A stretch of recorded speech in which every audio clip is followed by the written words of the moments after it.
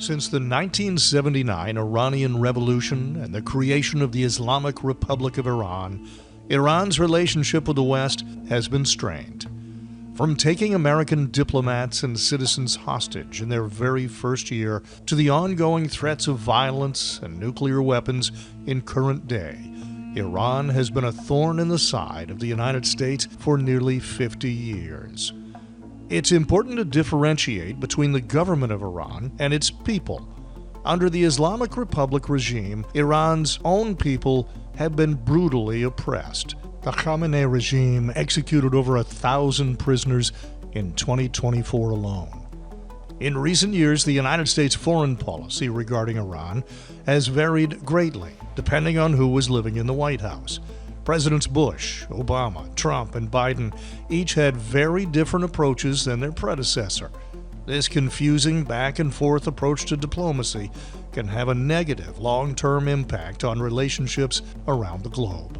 I asked Michael Mukasey, Attorney General of the United States under President George W. Bush, about exactly that when he was my guest on Free Iran TV.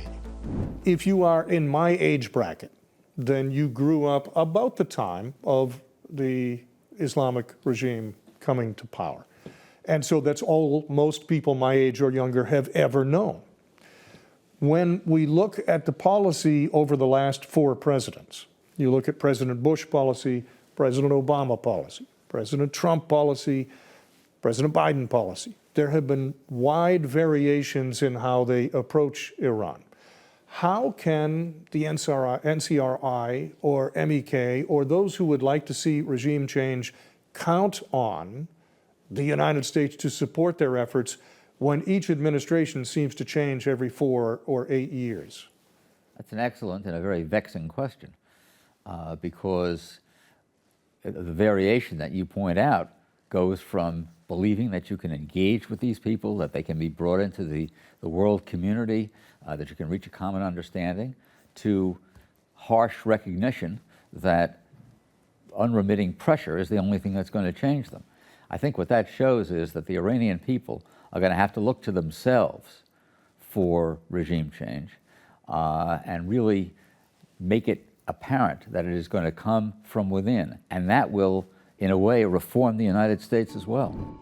General James Jones is a retired United States Marine Corps 4-star general who served as President Barack Obama's National Security Advisor.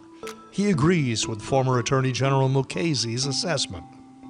Our friends and allies and our enemies and allies, or non-allies I should say, are confused by American foreign policy because it can change on a dime. It can change on election.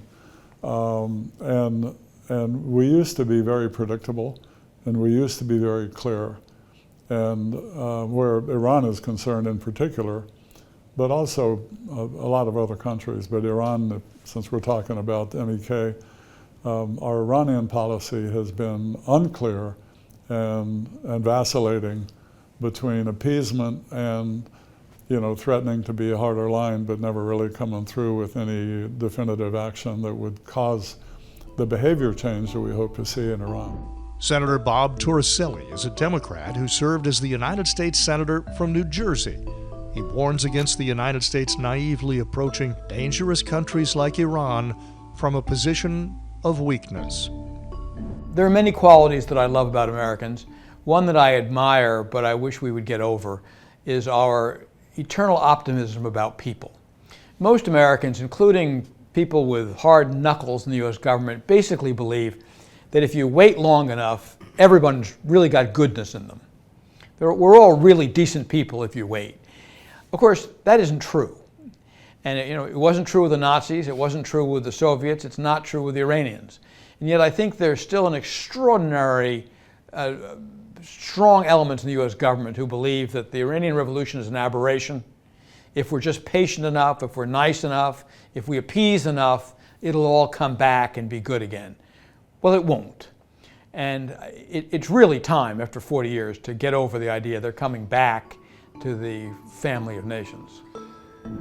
Senator Torricelli is critical of his fellow Democrat and former colleague in the United States Senate, President Joe Biden.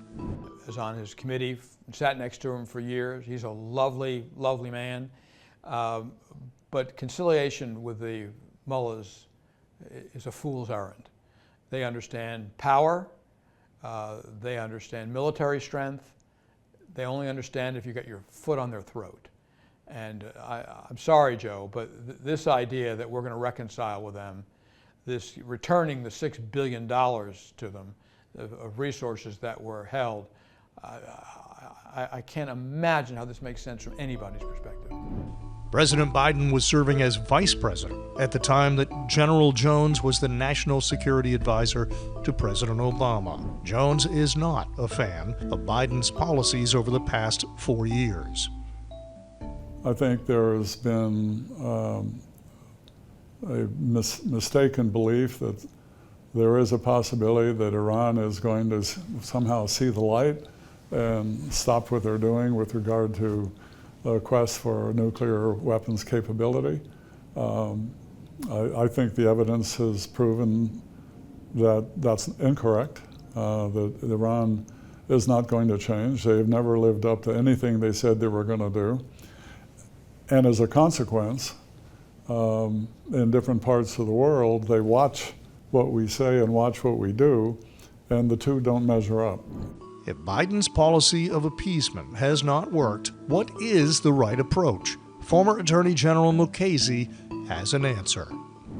The correct policy toward Iran is to keep unremitting pressure that will allow the Iranian people, that is to keep unremitting pressure on the regime that will allow the Iranian people to have an easier time when they arise to overthrow it. I think it's important to remember that even when Iranians were demonstrating against harsh economic conditions, they were not demonstrating against the United States, which was imposing sanctions and was responsible in part for those harsh economic conditions. They were demonstrating against the regime. So we don't lose popularity, we don't lose a following by acting consistent with our principles and pressing as hard as we can on the regime.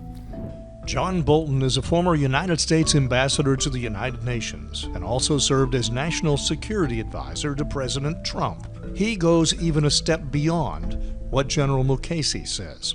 And that is, it should be the declared policy of the government of the United States to overthrow the regime of the Ayatollahs in Tehran. No equivocation. That, of course, begs the question, what tools are available to make it happen? Well, economic sanctions are kind of the weapon of the age, and there's always complaining, oh, it's an ineffective weapon, it doesn't really work. Well, history says otherwise. It worked on South Africa, it worked on Rhodesia. I would argue it had an enormous impact on Soviet Russia and the Eastern Bloc. And while it has not taken down the Cuban regime, it certainly stopped their exportation of revolution. Sanctions do work. The sanctions regime in the Trump administration against Iran were probably the most effective in history. It took away their offense. It put them in extreme political vulnerability. It is the best weapon we have. Sometimes it's not enough. When the Iranians attack an American ship, or as they did a missile attack on an American base in Iraq and wounded American soldiers, economic sanctions are not enough. Then they need to be answered in kind. But that's all they understand. With Donald Trump returning to the office of the president, I asked the senator if there should be a change in policy. What else do we need to see? They're taking hostages around Europe, assassination attempts, including against the very MEK here in Paris several years ago, where they would have killed a variety of American ex-government officials, the launching of hundreds of missiles against Israel, supporting the Hutus who are attacking American international ships in the Gulf of Aden. What else do they have to do to make it clear to us that they are not going to change and that this regime needs to come down? Somebody's got to draw a line in the sand. Trump brought it a long way with his sanctions, which were effective. The next one really is, it has to be regime change. There are hundreds of thousands of Iranians around the world who are ready to come forward and help form a new government. There are thousands of Iranians in Iran. This is not, as George Will used to call Libya a tribe with a flag. This is a real country. It's 100 million people with strong institutions, educational institutions, technology, vast resources. It is a real country. With the right leadership, and it rejoins the family of nations, Iran can go back to being prosperous, it can become free, it can become a real ally to things that matter in the world. But we got to choose sides. And choosing sides means regime change. And there are people, including the MEK, that are ready to fill that void. In the case of regime change, who fills that void? The U.S. learned the hard way in Iraq. Change doesn't always equate to stability. So should the U.S. even be involved? Ambassador Ken Blackwell served as the United States ambassador to the United Nations Human Rights Commission. You can't turn a blind eye to these things, because if you reward or you ignore atrocities and violations of human rights, if you ignore bad behavior, any parent will tell you you're going to get more of it. Who then can possibly fill the void if America encourages regime change? The answer may be easier than you think. There's a group known as the MEK. These are the people who blew the whistle on the nuclear program in Iran. If the MEK puts a propaganda message on the internet about a new chant or something else to say or do, it shows up on the streets of Tehran the next day. Their intelligence about what's going on in Iran is almost immediate. And during the demonstrations since this crisis of the moral police, the crackdown on women, I've seen with my own eyes, they have put hundreds of units out on the streets to lead demonstrations. I have rarely seen such a well-organized, focused group of people. Former United States Secretary of State Mike Pompeo gave a full-throated endorsement of the MEK in one recent speech. I think it's very important that we recognize that there is a clear alternative. The ruling clerics tell us otherwise, right? They tell us that there is no alternative to the existing regime. But every week in hundreds of cities and townships across Iran, we can see that there is an alternative. The MEK provides a solution to so many problems, not only for Iran, but for the broader Middle East as well. Former United States Vice President Mike Pence echoed that same sentiment. One of the biggest lies of the ruling regime sold to the wider world is that there is no alternative to the status quo, which you all know. There is an alternative, well organized, fully prepared, perfectly qualified and popularly supported alternative called the National Council of Resistance of Iran, whose main component is called the MEK. Please join me in thanking Maryam Rajavi for your outstanding leadership, your vision, and your personal courage. You are an inspiration to the world. Who is the leadership of the MEK? A woman. That's right. A woman could be leading Iran in the event of regime change. Her name is Maryam Rajavi. She's 71 years old. She was born, raised, and educated in Tehran. Is she suited to lead her nation? General Jones weighs in. Well, I know that she's elected. I've known her now for the better part of a decade, if not more, and I think we should all be for anyone who in this day and age supports a truly democratic regime and is anchored on those 10 very Jeffersonian points. Why should the world take the NCRI and MEK seriously? Why them and why not any other particular group?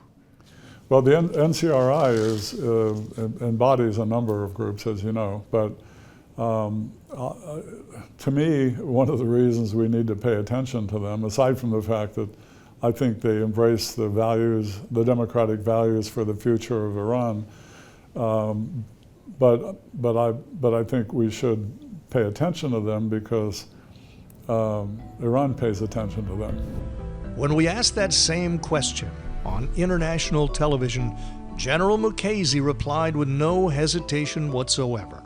If we look at troubled areas around the globe, and you can pick Libya, you can pick Sudan, you can pick anywhere you want that has difficulty, there are alternative government groups that pop up and want to claim power.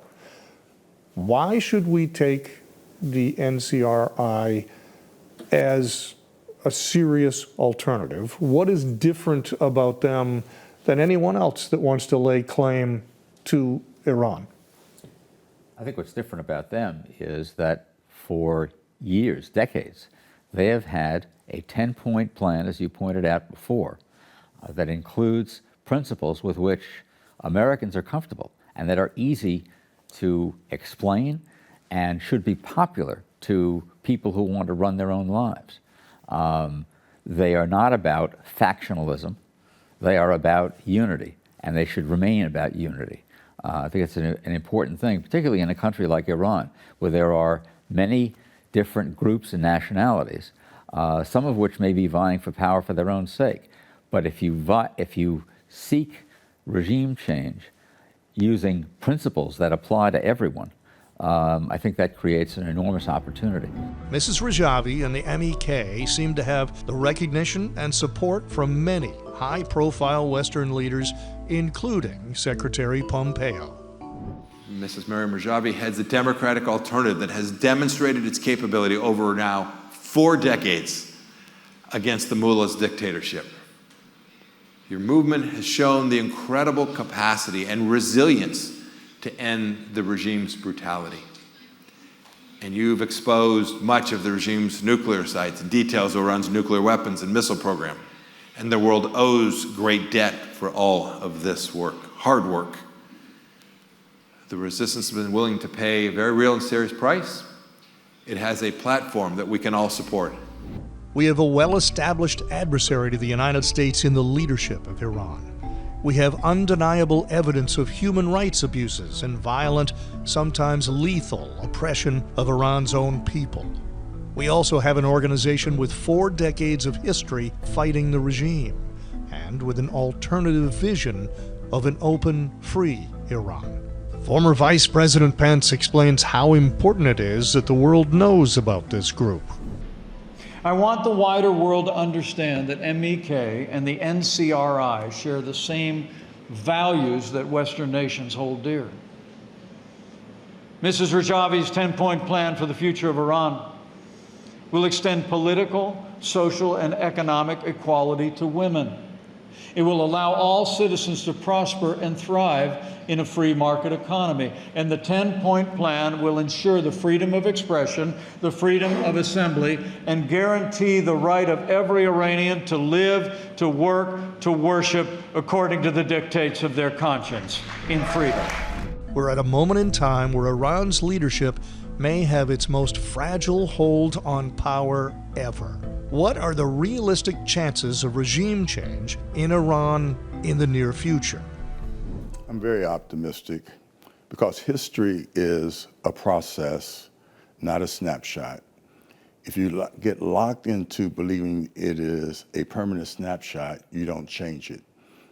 But we've all been invested with human agency, and so getting off of the sidelines, onto the front lines, understanding that sometimes change doesn't come as fast as you want, but it comes if you keep pressure and pressing forward.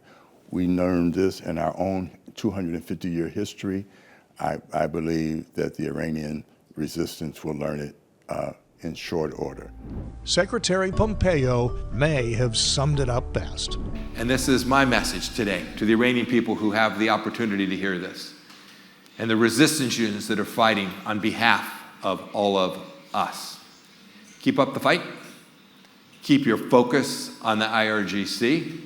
The United States and the pressure campaign will return, making the regime even more fragile. You, the resistance, you are on the right path.